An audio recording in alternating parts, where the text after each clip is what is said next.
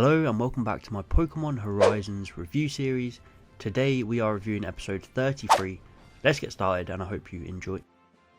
After the snooze fest of last week's episode, we have some action with the Black Rayquaza showing up out of nowhere. I was a bit worried about this whole plotline, but thankfully they handled this really well. It looked like Rayquaza was starting to be at peace and maybe even about to connect with the Volt Tacklers. But then in comes my boy Amicio, Ultra Ball in hand, and although he got destroyed, I love this character, and him charging down Rayquaza has to be one of the coolest moments. It takes a lot of guts, and he even tells Rayquaza that he wants to catch it. Obviously after Rayquaza defeats Amicio, it's shifted into more of an attacker and it starts firing all sorts of attacks all over the place, so that's any hope of communicating from the Volt Tacklers gone. But I loved Roy's reaction here. He's so frustrated that the Pokemon he wanted to meet again is right in front of him and he can't do anything about it. I thought this episode handled the character moments and development so much better than the previous 3 or 4 episodes. And then seeing as it is the Indigo Disk DLC weekend, of course we got the transformation of our baby Terapagos into Daddy Terapagos. Now that don't sound right, but anyway, I haven't played the DLC so I don't know much about this Pokemon, but it looks pretty cool. It fends off Rayquaza and forces it to retreat. We get some cool insight from Diana that she thinks it's transforming now because of the 4 hero Pokemon that we've met along the way. And she thinks its full form will be revealed once we meet the other 2. This is what I'm talking about. We're back to building up this story. We're finally back to some great stuff. This felt like one of the episodes from the first chapter of Horizons again. Moving stuff along and just getting me excited to keep watching. None of this stealing food nonsense. After Rayquaza leaves, the Volt Tacklers head out and the episode switches focus to the characters and what's next. Diana speaks a lot about her journey and tells Freed that she plans on leaving, and it sounds like she's going to be pursuing Hamba, her old friend, to find out what he really wants, which again just makes me so excited, whereas the Volt Tacklers will carry on and pursue the remaining hero Pokemon.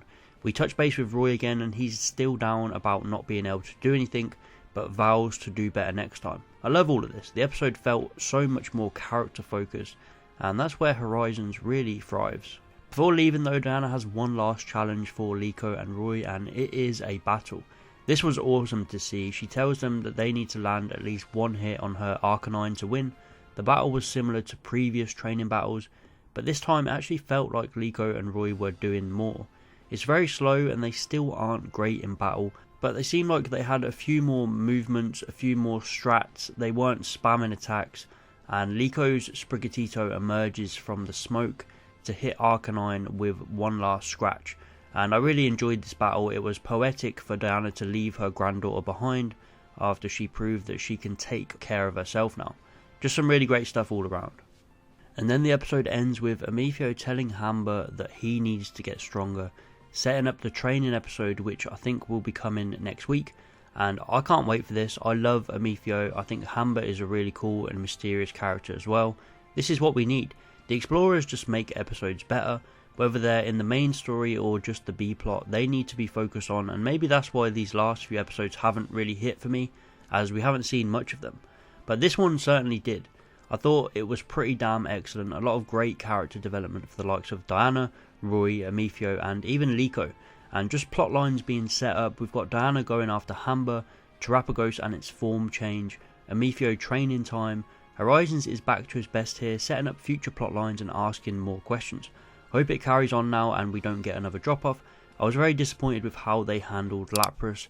Being one of the 6 hero Pokemon, it really wasn't that interesting at all. But I'm really glad to say that I enjoyed this week's episode, so I'm going to give it an 8 out of 10. Let me know what you thought. What is your rating out of 10? Please like and subscribe if you enjoyed, and I'll see you next time.